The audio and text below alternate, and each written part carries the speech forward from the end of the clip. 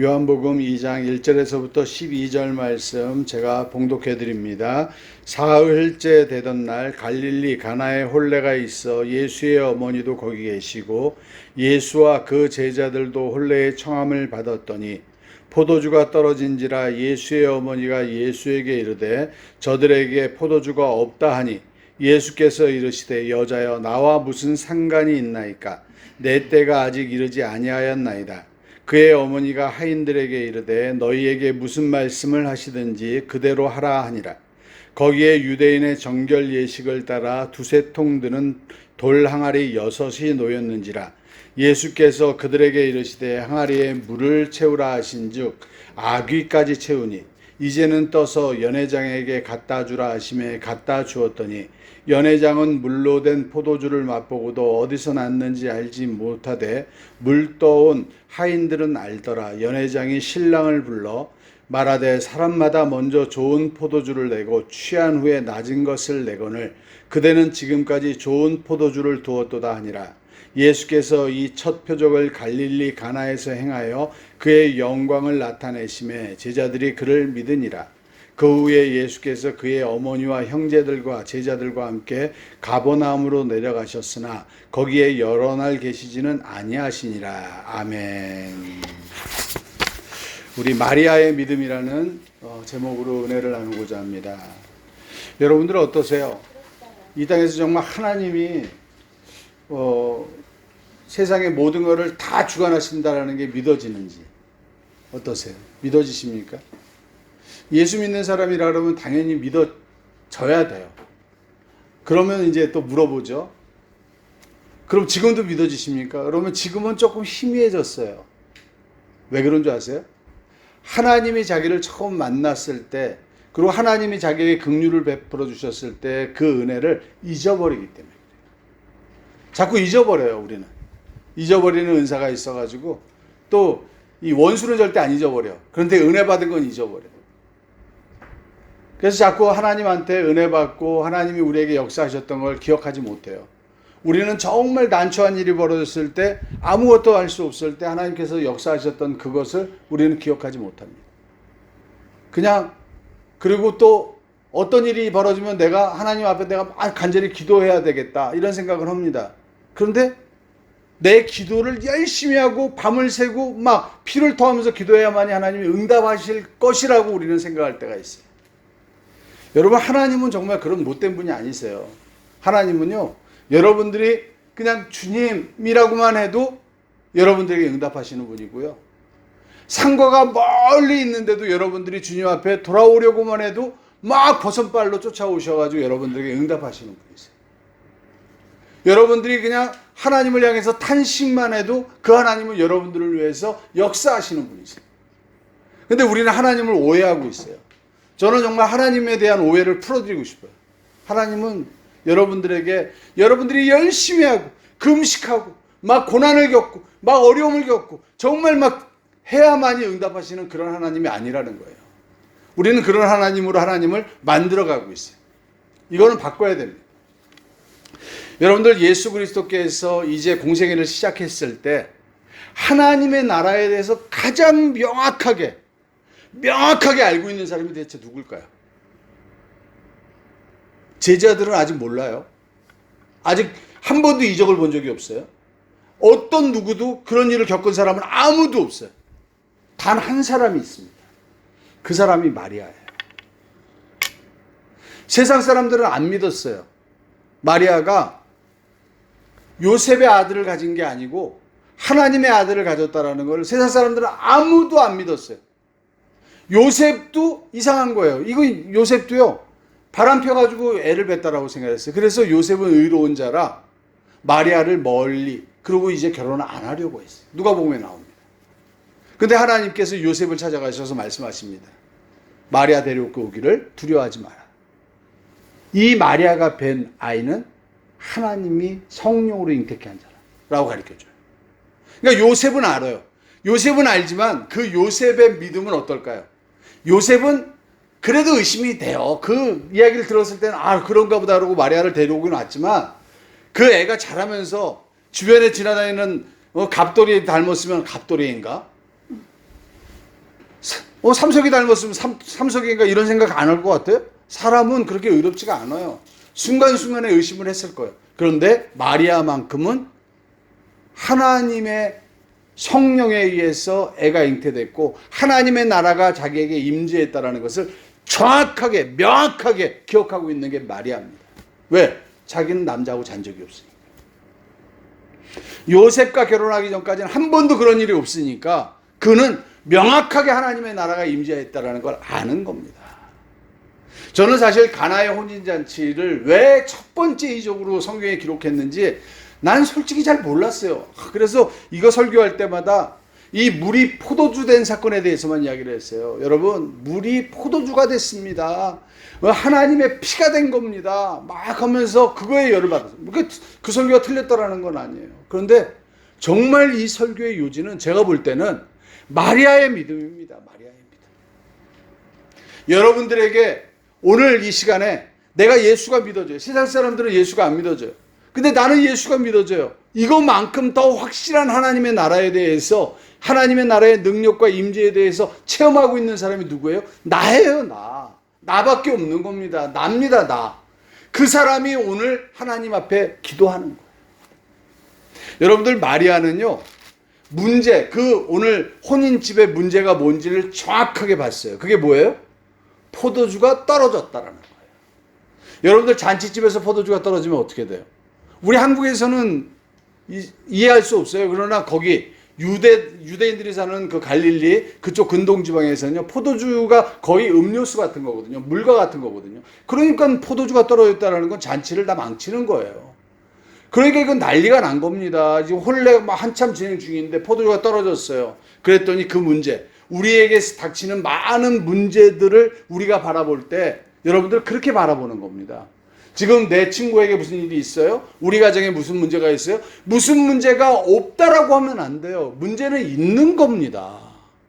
그 문제가 무슨 핑계를 댈 것도 없어요. 이랬다 저랬다 이야기할 필요 없어요. 제일 중요한 건 하나님이 허락하셨다라는 거예요. 하나님이 허락하지 아니하고는 이 땅에서 일어날 수 있는 일은 아무것도 없습니다. 그럼 하나님이 허락하신 그 일이 내 앞에 벌어지고 있어요. 그럼 그 일에 대해서 하나님이 왜 내 눈에 보이게 할까요? 그 문제를 네가 어떻게 알아? 해결해 주라라고 이야기하는 겁니다.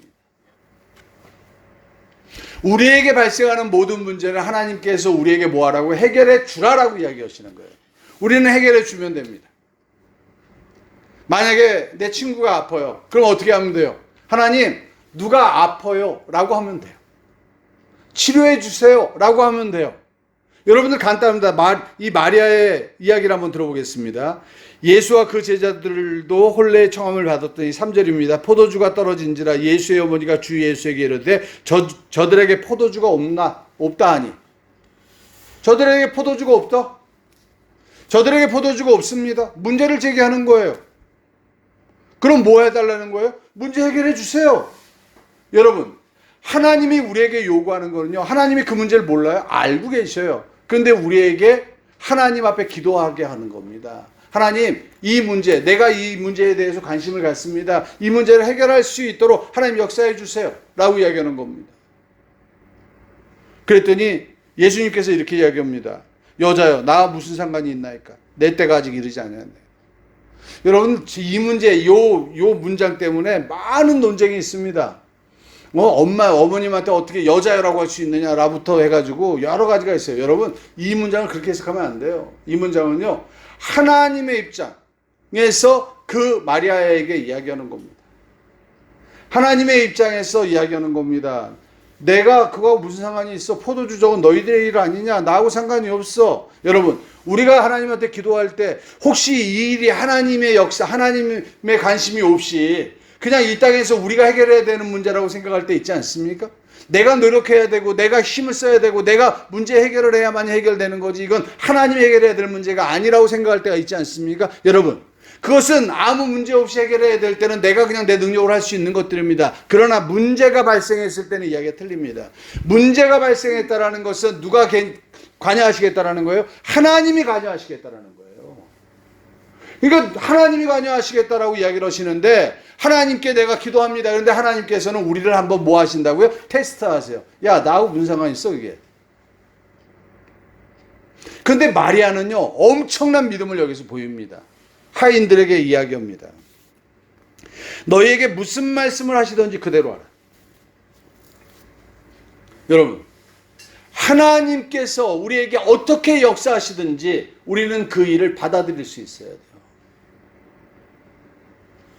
집사님 친구가 아프다 그래서 제가 예수를 전하고 이렇게 하셔요 라고 했다가 이제는 제가 어느 정도 마음이 감동이 돼서 제가 한번 만나 뵐게요 라고 했습니다. 자, 그분을 만나 뵀을 때 저한테 막 목사님 감사합니다 눈물 흘리고 막 이럴 수도 있어요. 그런데 딱 나를 만나는 순간에 집사님한테 대놓고 이야기할 수 있어요. 내가 너한테 이런 거 언제 부탁한 적 있어? 야, 목사 나 교회 다니는 거 싫어 재수없어 이렇게 할 수도 있어요. 그렇지만 우리는 뭐예요? 하나님이 역사하실 거야. 왜? 하나님이 관심을 갖게 하셨고 하나님 앞에 난 기도했고 그 하나님께서 나에게 역사하시는데 어떤 방법으로 역사하세요? 어떠한 방법으로 역사하실지는 누가 정하는 겁니까? 하나님이 정하시는 거예요. 우리가 정하는 게 아니에요. 우리는 기도할 때 이렇게 하잖아요. 하나님 이런 문제가 있습니다. 저에게 이렇게 해주셔서 그 문제를 해결할 수 있도록 저에게 능력을 주시고 막 이렇게 합니다. 여러분, 하나님이 저에게 능력을 주시고 싶으면 주시는 거고 안 주고 싶으면 안 주는 거고 다른 사람을 통해서 해결할 수 있는 거고 그건 알아서 하시는 문제입니다. 그런데 우리는 자꾸 누구의 영역을? 하나님의 영역을 탐해요. 자꾸. 여러분들 가나안에 들어갔을 때 이스라엘 유대인들에게 하나님이 지경을 나눠줘요. 지파별로. 솔직히 한 민족인데 그냥 한데 어울려 살면 되잖아요. 근데 왜 지파를 나눠줘요? 땅을 다 갈라줍니다. 왜 그런 줄 아십니까? 너희 경계를 넘어가지 말라라는 거예요. 여러분들 교회 안에는요 학생도 있고요. 가정에도 마찬가지입니다. 자녀가 있고 부모가 있고 그 위에 조상이 있듯이 우리에게도 마찬가지입니다. 교회 안에는요 학생도 있고요, 평신도도 있고, 아직 새신자도 있고요, 집사님도 있고요, 장로님도 있고요, 목사도 있습니다. 그러면 자기가 할 일, 그 이상의 일에 대하여 타치하고 만지려고 하면 안 돼요. 여러분들 그 선을 넘어가는 게 뭐예요? 그게 바로 루시퍼입니다. 그 선을 넘어가는 순간에 뭐예요? 하나님께서는 그의 지경을 넘어갔기 때문에 이제부터 너와 나는 뭐다? 전쟁이다라고 전쟁 선포가 되는 거예요. 그래서 지경을 넘어간다. 유대인들의 지파들 중에서 지경을 넘어간다. 이건 뭘 뜻하는 거예요? 전쟁을 선포하는 겁니다. 그래서 가정에서 내가 할 일은 내가 해야 되고요. 어머님이 엄마가 해야 되는 엄마가 해야 돼요. 그런데 엄마의 지경을 갖다가 딸이 넘어가려고 그래요. 그러면 엄마가 가만히 있어야 아니면은 뭐라고 해요? 뭐라고 하는 거예요. 이건 네가 할 일이 아니야. 너는 뭐 해야 돼? 네가 할 일을 해. 나는 내가 할 일을 할게. 우리는 기본적으로 그게 있어요. 그게 있지만 하나님께서는 더 명확하게 이야기했습니다. 넘어가지 마. 오늘 마리아의 믿음은요 그거예요. 하나님의 나라에 대해서 자기만큼 명확하게 아는 사람이었어요. 마리아는요 예수 그리스도가 돌아가시는 그 순간 그리고 마가다락방에서 기도할 때도 그 자리에 계시던 분입니다. 마리아가 무슨 이 카톨릭에서 이야기하는 것처럼 성모다. 그는 예수를 낳고 나서는 한 번도 성관계를 하지 않은 거룩한 분. 그거 다 거짓말이고요. 오늘 본문에도 나오잖아요. 13절에 이야기합니다. 2장 13절에 보면요. 그 어머니와 형제들과 제자들. 자기의 형제가 있는 겁니다. 마리아가 낳은 자식이 있어요. 요셉하고 결혼했으니까 낳은 자식이 있어요. 야고보가 그랬고요. 그 자식이 있습니다. 그럼 그들이 그 사람이에요, 사람. 사람이 신이 될 수 없는 겁니다. 그냥 하나님만이 신이신 거예요. 하나님만이. 이 땅에서 우리가 예수를 아무리 잘 전하고 아무리 봐도 사도 바울처럼 아무리 베드로처럼 하나님의 일을 감당했다 할지라도 그 사람은 신이 될 수가 없어요. 그 사람은 사람입니다. 그냥 하나님 앞에 상급을 받을 사람. 우리도 마찬가지입니다. 우리가 아무리 열심히 하고 아무리 잘한다 할지라도 우리는 신이 될 수 없어요. 내가 말한 것이 곧 법이요 진리요라고 이야기할 수 없어요. 목사가 강대상에서 말한 말을 지켜야 된다. 맞습니다. 이건 굉장히 귀한 겁니다. 그렇지만 목사도 실수할 수 있습니다. 목사는 신이 아니에요. 오늘 마리아는 정확하게 알고 있는 겁니다. 예수님, 당신은 하나님이시지 않습니까? 당신은 하나님의 나라를 선포하러 오셨지 않습니까? 그래서 그 하인들에게 이야기한 겁니다. 뭐라고 이야기하시든지 상관없이 해라. 여러분, 우리가 생각할 때는 어떻습니까? 그 정결 예식 물통에다가 물을 붓는 게 낫겠어요? 포도주 틀에다가 물을 붓는 게 낫겠어요? 포도주 틀에다가 물을 부어가지고 포도주를 만드는 게 낫죠. 근데 포도주 틀에다 안 부어요. 어디에다? 정결 예식. 그거 정결 예식의 도랑아리는 뭐냐면 그 밖에 나갔다가 들어왔을 때 거기서 물을 떠가지고 손발을 닦는 거예요. 그러니까 그들은 이 성막에서 하던 모든 그 물두멍에서 하던 그 예식을 집에서도 똑같이 반복하면서 하는 게 그들의 생활이었어요. 그래가지고 그 정결 예식에 물을 떠가지고 손발을 닦고 나갈 때도 그렇고 들어올 때도 그렇고, 그래서 자기가 더러워진 걸 깨끗하게 한다라는 의미로 하는 겁니다. 그럼 정결 예식에 들어갔던 그 물 떠서 손발 닦는 그 물이 포도주로 먹여진다는 게 이게 말이 돼요? 말이 안 되잖아요. 그런데 예수님께서 그거에 물을 부으라고 이야기를 해요. 그러니까 하인들이, 마리아가 아마 그거 시키는 대로 하라고 이야기 안 했으면 하인들이 그거 말 안 따랐을 수도 있어요. 그런데 마리아의 믿음은 어떻습니까? 그분이 뭐라고 하시든지, 너에게 무슨 말씀을 하시든지 그대로 하라 하니라. 이게 마리아의 믿음입니다. 그러니까 우리에게 어떤 일이 벌어지든지, 하나님께서 어떻게 역사하시든지, 우리에게 어떻게 행하라고 이야기하시든지, 우리를 환경을 통해서 우리를 몰아가시거든요. 그럼 내가 죽을 구멍으로 막 들어가는 것 같아요. 이제 곧 죽을 것 같아요. 그래도 들어가세요. 죽으세요. 하나님이 허락하지 않으면 절대 이 땅에서 그렇게 하나님의 자녀가 몰리지 않습니다. 그 안에서 하나님의 살아계심이 증거됩니다. 그리고 하나님의 살아계심이 증거됨으로써 아하, 하나님이 이렇게 역사하려고 하셨구나 하고 우리는 뒤늦게 깨닫고 뒤늦게 감사하고 뒤늦게 기뻐하면 되는 거예요. 하나님이 이렇게 역사하셨네, 할렐루야 하고 기뻐하면 돼요. 내 뜻대로 안 됐다고 투덜거리고 있으면 이게 믿음이에요? 아니에요, 여러분. 그건 믿음이 아닙니다. 하나님께서 우리에게 원하는 건 뭐예요? 세상을 향한 우리의 믿음의 문제를 직시할 수 있어야 돼요. 그런데 그거보다 더 먼저가 있어요. 그게 바로 하나님의 나라의 임재, 그리고 하나님이 나에게 어떻게 역사하셨던 것을 우리는 늘 기억해야 되고, 그것을 놓치지 않으려고 우리는 매일같이 기도하며 하나님께 예배드려야 되는 겁니다.